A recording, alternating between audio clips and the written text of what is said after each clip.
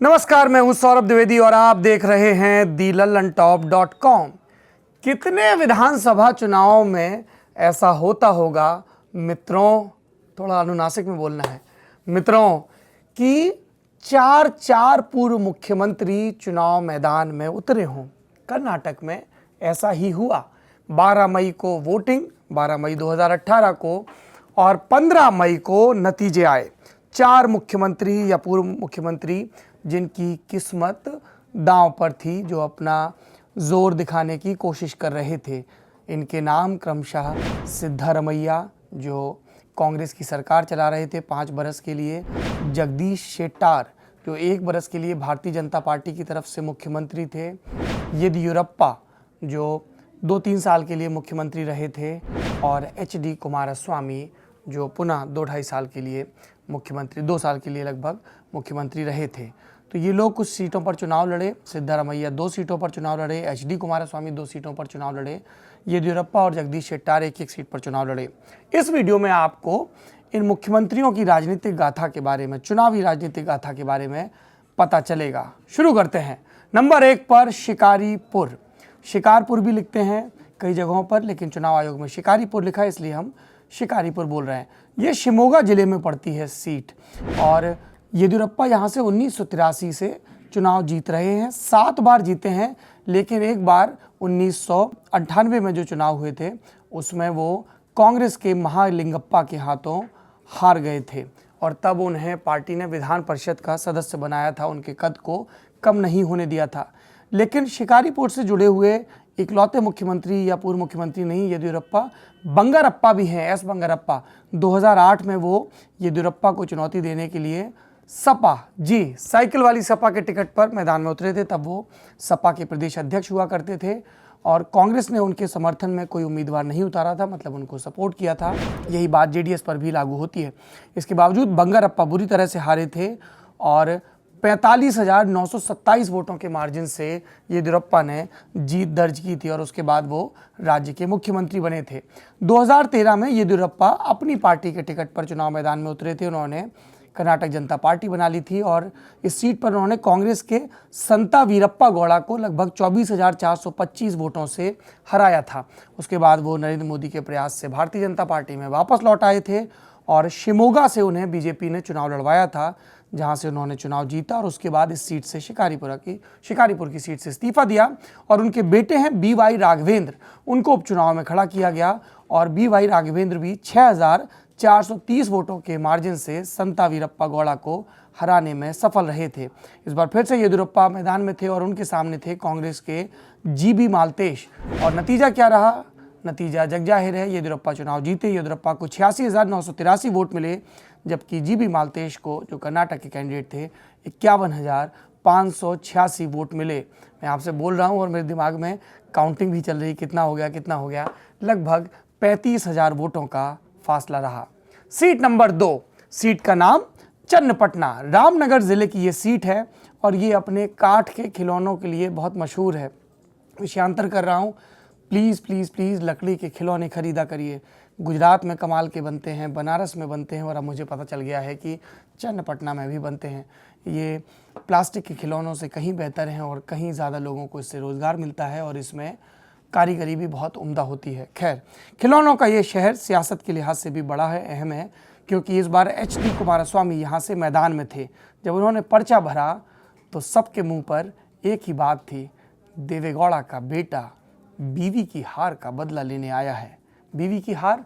जी, 2013 के चुनाव में इस सीट पर देवेगौड़ा की पत्नी अनीता मैदान में थी, और उनके सामने थे एक पॉलिटिकल हैवीवेट जिनका नाम सीपी योगेश्वर है, और वो 4 बार से अलग अलग पार्टियों से विधायक रहे थे। पिछली बार वो सपा के टिकट पर चुनाव मैदान में उतरे थे, और उन्होंने अनीता को 6,446 वोटों से मात दी थी। इस बार योगेश्वर सपा छोड़ के बीजेपी के पाले में आ गए थे, और कुमारस्वामी उनके सामने जेडीएस से मुकाबले में रहे। कांग्रेस भी मुकाबले में थी। यहाँ से कांग्रेस ने एच.एम. रवन्ना को चुनाव लड़वाया था, और रवन्ना कुरुबा बिरादरी से आते हैं, और उनको लग रहा था कि उसके ज़रिए वो चुनाव मैदान में मुकाबला कर पाएंगे। योगेश्वर के बारे में कहा जाता है कि वो विधायक रहते हुए उन्होंने पिछले 5 साल में लगभग 160 करोड़ की लागत से 65 पानी के टैंक बनवाए थे और इसकी वजह से उनको मुकाबले में बताया जा रहा था। लेकिन जब चुनाव के नतीजे आए तो ऐसा कुछ भी नहीं रहा। जेडीएस के एचडी कुमारस्वामी को मिले 87,995 वोट। वहीं बीजेपी के टिकट पर चुनाव लड़ रहे सीपी योगेश्वर को 66,465 वोट मिले, यानी कि यहाँ पर भी 21,000 वोटों का फर्क रहा हार और जीत का। तीसरी सीट रामनगर की सीट है। पिछली सीट रामनगर जिले की एक सीट थी और ये रामनगर प्रॉपर सीट है और ये कुमारस्वामी का गढ़ है। कुमारस्वामी लगातार 3 हार के बाद जब 2004 में सोच रहे थे अब राजनीतिक भविष्य क्या होगा, तब उनकी सीट पर नज़र पड़ी और वो इससे लगातार चुनाव जीत रहे हैं। उन्होंने यहाँ पे कांग्रेस की मरीदेवारू को 25,398 वोटों के अंतर से हराया है। रामनगर की सीट पर मुसलमान भी काफ़ी निर्णायक आबादी में है और वो यहाँ पर और इसके आसपास के इलाकों में कांग्रेस के बजाय जेडीएस को चुनते हैं। हालांकि कांग्रेस मुकाबले को दिलचस्प बनाना चाह रही थी और जेडीएस के इस मजबूत आधार को खिसकाना चाह रही थी, इसलिए सिद्धारमैया ने यहाँ से इकबाल हुसैन को मैदान में उतारा था। बीजेपी की तरफ से भी काफ़ी चर्चा थी कि मशहूर टीवी एंकर तेजस्विनी शायद यहाँ से चुनाव मैदान में उतरें। तेजस्विनी वही नेता हैं जिन्होंने 2004 में एचडी कुमारस्वामी के पिता देवेगौड़ा को कनकपुरा की लोकसभा सीट से हराया था। लेकिन बीजेपी ने तेजस्विनी को टिकट नहीं दिया, टिकट लीलावती को दिया गया और उसका खामियाजा उन्हें भुगतना पड़ा। एचडी कुमारस्वामी यहाँ पर भी आराम से चुनाव जीत गए। उनको 92,626 वोट मिले और दूसरे नंबर पर इकबाल हुसैन रहे कांग्रेस के, जिनको 69,990 यानी कि लगभग 70,000 वोट मिले और उस हिसाब से 22,500 वोटों से एचडी कुमारस्वामी ने चुनाव जीतने में सफलता हासिल की। चौथी सीट चामुंडेश्वरी की सीट, ये सिद्धारमैया के सियासी करियर में अहम मुकाम रखती है। 2006 में विपक्षियों ने मिलकर उनके सियासी कत्ल की साजिश की थी। सियासी कत्ल से हमारा तात्पर्य किसी को पॉलिटिकली खत्म कर देना। ये सीट मैसूर लोकसभा में पड़ती है। 2005 में जेडीएस से निकाल दिया गया था सिद्धारमैया को। अभी कुछ दिनों पहले तक वो उप मुख्यमंत्री थे, देवेगौड़ा की आंखों के तारे थे, पर एचडी कुमारस्वामी की जेडीएस में उनके लिए जगह नहीं थी। उसके बाद उनकी विधानसभा की सदस्यता रद्द हो गई थी। 2006 में उपचुनाव हुए तो उन्होंने अपनी दावेदारी ठोक दी और देवेगौड़ा और कुमारस्वामी और येदियुरप्पा इन सब ने पूरा जोर लगाया। इसके बावजूद सिद्धारमैया 256 वोटों से चुनाव जीतने में सफल रहे। ये चुनावी नतीजे थे जिनकी वजह से उनके माथे पर बल पड़ गए और इसीलिए जब 2008 का चुनाव आया तो वो ये सीट छोड़ के वरुणा की सीट पर चले गए थे। उन्हें इसलिए भी झटका लगा था क्योंकि 2004 में जब वो इसी सीट पर विधानसभा लड़ रहे थे चामुंडेश्वरी की, तो वो 32,345 वोटों के अंतर से जीते थे। पुराना नाता है चामुंडेश्वरी की सीट से सिद्धारमैया का। 1983 के चुनाव थे, तब देवेगौड़ा काफ़ी टिकट बांटते थे जनता पार्टी के लिए, वो समय जनता पार्टी में थे। देवेगौड़ा से उन्होंने टिकट मांगा, सिद्धारमैया ने टिकट नहीं मिला। इसके बाद वो भारतीय लोकदल के टिकट पर यहाँ से मैदान में उतर गए और वहाँ से उनकी सियासी कामयाबी का सफ़र शुरू हुआ। बाद में देवेगौड़ा से उनकी दोस्ती हो गई, सल्ली मुल्ली हो गई और उसके बाद दुश्मनी हो गई। 2008-2013 में सिद्धारमैया वरुणा से चुनाव जीते, लेकिन इस बार वो वरुणा से चुनाव नहीं लड़े। क्यों नहीं लड़े? क्योंकि वहाँ पे उन्होंने अपने बेटे डॉक्टर यतीन्द्र को चुनाव मैदान में उतारा। उन्हें लगा कि बेटे को सेफ सीट देनी चाहिए उसके पॉलिटिकल डेब्यू के लिए। जेडीएस ने अच्छे से घेरा इस सीट पर, चामुंडेश्वरी की सीट पर जीटी देवेगौड़ा को मैदान में उतारा। वो 2013 में यहाँ से विधायक थे, यानी कि सिटिंग थे, कंटिन्यू कर रहे थे। 70,000 वोकलिग्गा हैं। वोकलिग्गा देवेगौड़ा की जाति के लोग, वोकलिग्गा जेडीएस का सबसे मजबूत सपोर्ट बेस।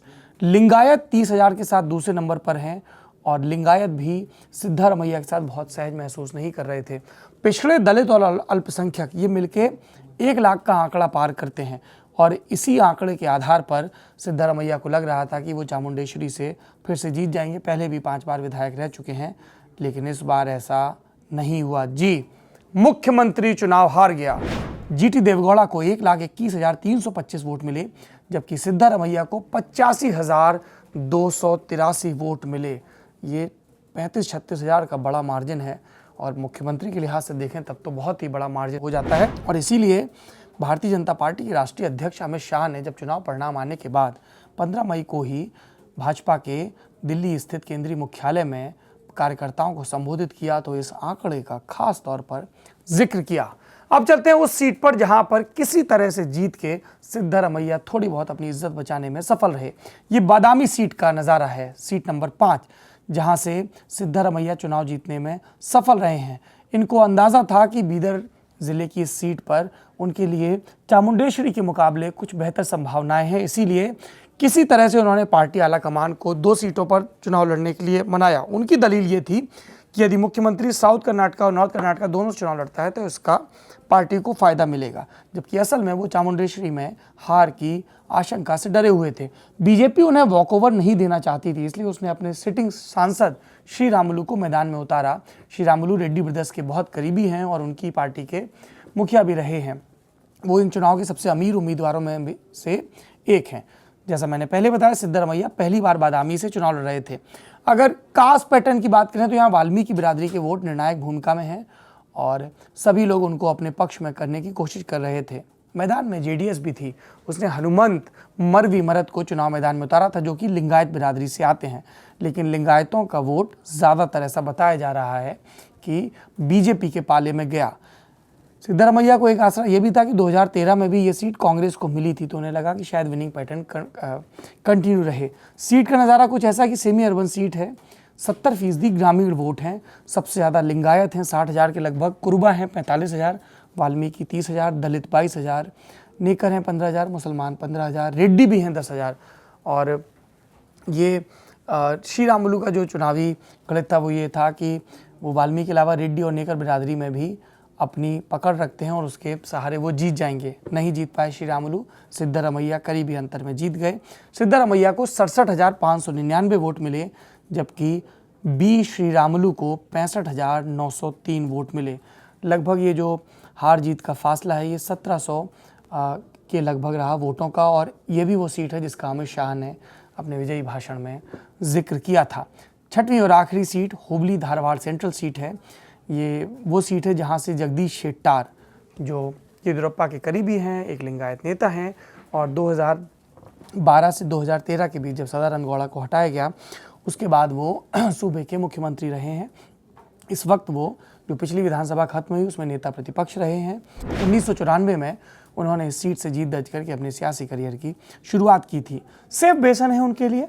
पिछली बार उन्होंने कांग्रेस के महेश नलवाड़ को लगभग 17,754 वोटों से हराया था।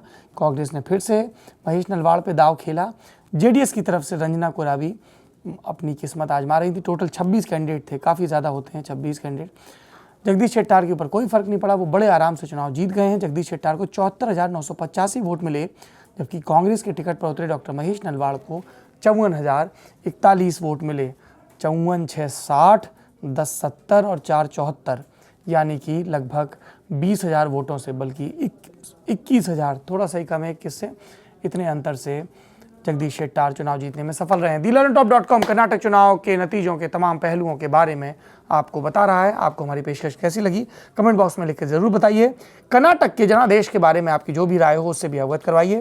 फेसबुक पे देख रहे हैं तो theLearnerTop के पेज को लाइक करिए, सी फर्स्ट का ऑप्शन भी क्लिक करिए, ताकि जब भी कोई वीडियो या पोस्ट अपलोड हो आपको खबर हो जाए, आपकी वॉल पे नजर आए। अगर यूट्यूब पर देख रहे हैं तो हमारे चैनल theLearnerTop को सब्सक्राइब करें, बेल आइकन भी प्रेस करें, ताकि जब भी ये वीडियो अपलोड हो, इस तरह के वीडियो अपलोड हो, आपको फ़ौरन से खबर हो जाए। कर्नाटक के चुनाव हमारे लिए ख़त्म नहीं हुए हैं, इसलिए नहीं कि हंग आया है और नज़रें गवर्नर हाउस की तरफ हैं, इसलिए भी क्योंकि चुनाव का ये जब थोड़ी सी धूल बैठ जाएगी तब हम अपनी मुख्यमंत्री सीरीज़ पेश करना शुरू करेंगे, जिसमें हम एक एक करके आपको देवराज उर्स से लेके और सिद्धरमैया और अब जो भी मुख्यमंत्री बनते हैं उनकी राजनीतिक कहानियाँ सुनाएंगे। शुक्रिया।